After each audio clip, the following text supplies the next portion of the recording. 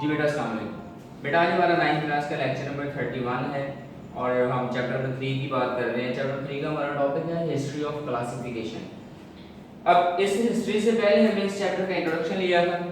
Introduction के बाद हमने इसके अंदर पढ़ा था कि स्पीशी जो है उसको हम कहते हैं, उसको हम डिस्कस करते हैं एज बेसिस ऑफ क्लासिफिकेशन। अब हम हिस्ट्री की तरफ चलते हैं।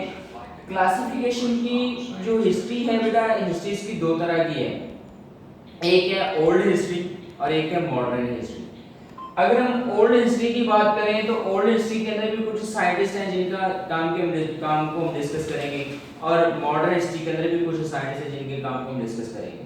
सबसे पहला जो साइंटिस्ट है वो है अरिस्टोटल, जिसको हम अरस्तु भी कहते हैं। जो अरिस्टोटल है, अरिस्टोटल ने यूनिवर्स के अंदर जितने भी लिविंग ऑर्गेनिज्म थे उन तमाम लिविंग ऑर्गेनिज्म को दो कैटेगरीज के अंदर डिवाइड किया, और उसने दो कैटेगरीज को एक को नाम दिया एनिमलिया और एक को नाम दिया प्लांटिया। उसने कहा कि इस यूनिवर्स के अंदर जितने भी लिविंग ऑर्गेनिज्म हैं वो दो तरह के हैं, कुछ एनिमल्स हैं और कुछ प्लांट्स हैं। एनिमल्स को उसने एनिमलिया का नाम दे दिया और प्लांट्स को उसने किंगडम प्लांटिया का नाम दे दिया। ठीक है। इसके बाद एक और मुस्लिम साइंटिस्ट हैं अबू उस्मान उमरुल जाहिज। दूसरे साइंटिस्ट हैं अबू उस्मान उमरुल जाहिज। इन्होंने 700 में इन्होंने लिविंग ऑर्गेनिज्म की एनिमल्स की 350 स्पीशीज के कैरेक्टर्स, एनिमल्स की 350 स्पीशीज के कैरेक्टर्स को एक्सप्लेन किया। उन कैरेक्टर्स को एक्सप्लेन किया कि उनकी बॉडी के कैरेक्टर्स क्या होते हैं, उनका बिहेवियर क्या है, उनका हैबिटेट क्या है, वो कहाँ पे रहते हैं। और सबसे ज्यादा इन्होंने जो एक्सप्लेनेशन दी वो एक्सप्लेनेशन इन्होंने दी आर्ट्स पे। आर्ट्स की बॉडी का स्ट्रक्चर, कि आर्ट की बॉडी का स्ट्रक्चर क्या होता है, उसकी बॉडी के पार्ट्स कितने होते हैं, उसकी बॉडी का इंटरनल मैकेनिज्म क्या है, उसकी बॉडी का एक्सटर्नल मैकेनिज्म क्या है, वो अपने एक्सटर्नल बिहेवियर, उसका एक्सटर्नल बिहेवियर क्या, अपने एक्सटर्नल एनवायरनमेंट के अकॉर्डिंग वो किस तरह से बिहेव करती है। तो ये सारी की सारी जो चीजें हैं उन्होंने आर्ट्स के मतलब ज्यादा बताई। ठीक है। इनके बाद एक साइंटिस्ट है इब्न रुश्द। इन्हें वेस्टर्न कंट्रीज के अंदर एवरोज भी कहा जाता है। अगर इनका मुस्लिम नेम देखें तो वो है इब्न रुश्द। इब्न रुश्द, इनका जो मुस्लिम नेम है वो इब्न रुश्द है और वेस्टर्न कंट्रीज के अंदर इनको एवरोज कहा जाता है। इन्होंने 1172 में अरिस्टोटल की एक बुक थी डी एनिमा, अरिस्टोटल की बुक थी डी एनिमा, वो उन्होंने लिखी थी। उस बुक का मतलब था ऑन द सोल। इन्होंने उस डी एनिमा को ट्रांसलेट किया था अरबिक के अंदर। ठीक है, अरबी जुबान के अंदर इन्होंने डी एनिमा को ट्रांसलेट किया। इसके बाद जैसे ही 15वीं सदी शुरू हुई तो 15वीं सदी के बाद मॉडर्न हिस्ट्री शुरू हो गई, मॉडर्न साइंस शुरू हुई, क्योंकि हिस्ट्री के अंदर साइंस के अंदर एडवांसमेंट आती गई 15वीं सदी में, तो फिर मॉडर्न हिस्ट्री शुरू हो गई। तो उसमें जो सबसे पहले हमारे पास साइंटिस्ट है वो है एंड्रिया सेसल्पाइनो। सबसे जो पहले साइंटिस्ट है वो है एंड्रिया सेसल्पाइनो। एंड्रिया सेसल्पाइनो ने इस यूनिवर्स के प्लांट्स को 15 ग्रुप्स में डिवाइड किया। एंड्रिया सेसल्पाइनो ने इस यूनिवर्स के प्लांट्स को 15 ग्रुप्स के अंदर डिवाइड किया, और 15 ग्रुप्स के अंदर डिवाइड करके उनके लिए टर्म यूज की जेनरा, जिसको हम जीनस भी कहते हैं, जेनरा या जीनस। जेनरा या जीनस का जो टैक्सॉन है वो इंट्रोड्यूस करवाया था एंड्रिया सेसल्पाइनो। इसके बाद जॉन रे ने भी प्लांट्स को क्लासिफाई किया, प्लांट्स के मुख्तलिफ ग्रुप्स बनाए। आपकी बुक में डिटेल नहीं लिखी हुई कि कौन कौन से ग्रुप्स में, इसलिए हम उनकी डिटेल डिस्कस नहीं करेंगे। तो जॉन रे ने भी प्लांट्स को क्लासिफाई किया और मुख्तलिफ ग्रुप्स के अंदर उनको डिवाइड किया। उसके बाद है अगस्टस रवाइनस ने भी जो हमारा जो लेवल ऑफ क्लासिफिकेशन है, कुछ रैंक्स इंट्रोड्यूस करवाए। इन्होंने अगस्टस रवाइनस ने जो रैंक इंट्रोड्यूस करवाया, जो टैक्सॉन इंट्रोड्यूस करवाया, उस टैक्सॉन का नाम था ऑर्डर। उस टैक्सॉन का नाम था ऑर्डर, टैक्सोनॉमिक हायरार्की का जो इन्होंने टैक्सा इंट्रोड्यूस करवाया था वो टैक्सा था ऑर्डर। ठीक हो गया। इसके बाद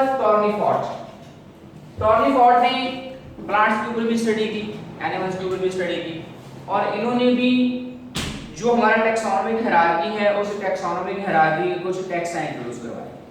इन्होंने जीनस और स्पीशी और स्पीशी का टैक्सा इंट्रोड्यूस करवाया टॉर्नी फॉर्ड ने। ठीक हो गया। इसके बाद जो सबसे आखिरी साइंटिस्ट है, सबसे आखिरी साइंटिस्ट हमारे पास है कैरामस लिनियस। सबसे जो आखिरी साइंटिस्ट हैं जो हिस्ट्री के एतबार से, क्लासिकल हिस्ट्री के एतबार से, वो है कैरामस लिनियस। अब इस कैरामस लिनियस का बायोलॉजी के अंदर बहुत ज्यादा काम है। बायोलॉजी में और लिविंग ऑर्गेनिज्म की क्लासिफिकेशन में, प्लांट्स में, एनिमल्स के रिलेटेड, बैक्टीरिया, फंजाई जितने भी हैं उनके रिलेटेड इनका बहुत सारा काम है। इन्होंने क्या किया, इन्होंने ऑर्गेनिजम्स के कैरेक्टर्स को स्टडी किया, ऑर्गेनिज्म की जो खसूसियात हैं उन खसूसियात को स्टडी किया, एनिमल्स की, प्लांट्स की, फंजाई की, बैक्टीरिया की, इन तमाम ऑर्गेनिजम्स की जो खसूसियात हैं इन खसूसियात को स्टडी किया और उनके फिजिकल कैरेक्टर देखे, फिजिकल कैरेक्टर्स देखे और उन फिजिकल कैरेक्टर्स की बेस पे ऑर्गेनिजम्स को क्लासिफाई किया कि वो किस ग्रुप में रखे जा सकते हैं, किस ऑर्गेनिज्म के कैरेक्टर किस दूसरे ऑर्गेनिज्म से मिलते हैं। ठीक है, तो इन्होंने क्या किया, इन्होंने divide the organism according to the physical characters, physical characters की बेस पे इन्होंने लिविंग ऑर्गेनिज्म को मुख्तलिफ ग्रुप्स के अंदर क्लासिफाई किया कि अगर कोई एनिमल है तो उस एनिमल के जो फिजिकल कैरेक्टर है वो किससे मिलते हैं, अगर वो बर्ड है तो देखा कि उसके कैरेक्टर किस बर्ड की स्पीशीज से मिलते हैं, अगर वो कोई दूसरा एनिमल है तो देखा कि जो उसके जो कैरेक्टर्स हैं वो किस एनिमल से मिलता है, उसको उस एनिमल के ग्रुप में रख दिया। और अगर कोई प्लांट है तो प्लांट को भी स्टडी किया, प्लांट को देखा कि कौन से कैरेक्टर्स हैं इस प्लांट के, कौन से कैरेक्टर जो फ्लावरिंग प्लांट से मिलते हैं या फ्रूटिंग प्लांट से मिलते हैं या किस तरह के प्लांट से मिलते हैं, उस तरह से उसको डिवाइड किया। इस तरह बैक्टीरिया को भी इन्होंने फिजिकल कैरेक्टर्स की बेस पे ही डिवाइड किया, फंजाई को भी फिजिकल कैरेक्टर्स की बेस पे डिवाइड किया, मुख्तलिफ ग्रुप्स के अंदर इनको क्लासिफाई किया।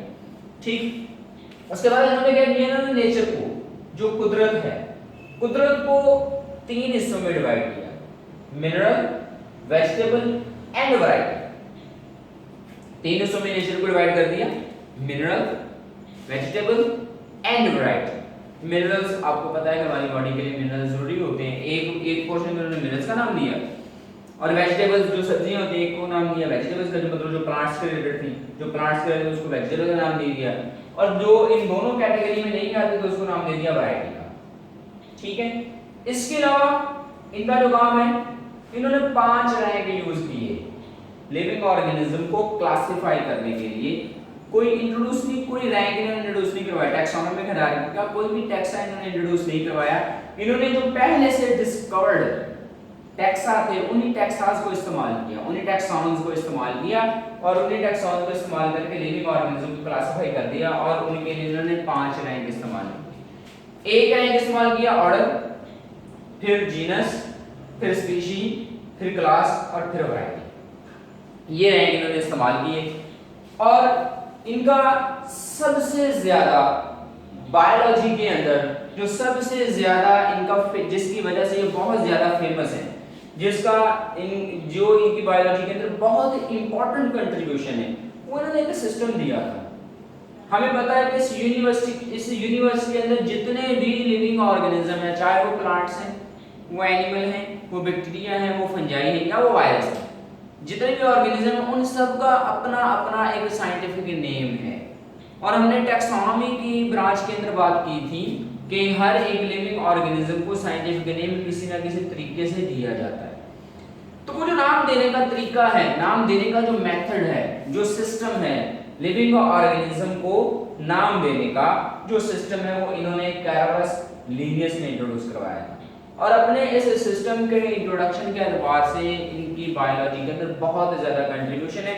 इन्होंने इस सिस्टम को इंट्रोड्यूस भी करवाया, लिविंग ऑर्गेनिज्म को नाम भी दिए, प्लांट्स को, एनिमल्स को, फंजाई को, बैक्टीरिया को, उन सबको नाम भी दिए, उनको क्लासिफाई भी किया और उस सिस्टम के रूल भी बताए कि मतलब साइंटिस्ट को, दूसरे साइंटिस्ट को भी बताया कि आपने अगर किसी लिविंग ऑर्गेनिज्म को नाम देना है तो किस तरह से नाम देना है, अगर उसका साइंटिफिक नेम लिखना है तो वो साइंटिफिक नेम किस तरह से लिखना है, डिटेल हम पढ़ेंगे, डिटेल इसकी आएगी कि किस तरह से साइंटिफिक नेम दिए जाते हैं, इन्होंने किस तरह से वो सिस्टम प्रपोज किया और सिस्टम के कौन कौन से रूल्स थे कि लिविंग ऑर्गेनिज्म नाम किस तरह से देने हैं। ठीक है बेटा, यहाँ तक हमारी हिस्ट्री पूरी हो जाती है और यहाँ तक अगर आपका किसी किस्म का कोई भी क्वेश्चन हो तो वो क्वेश्चन आप कर सकते हो और बाकी इंशाल्लाह चीज़ें हम डिस्कस करेंगे नेक्स्ट लेक्चर में। और नेक्स्ट लेक्चर के लिए आप नेक्स्ट वीडियो देखिए। अल्लाह हाफ़िज़।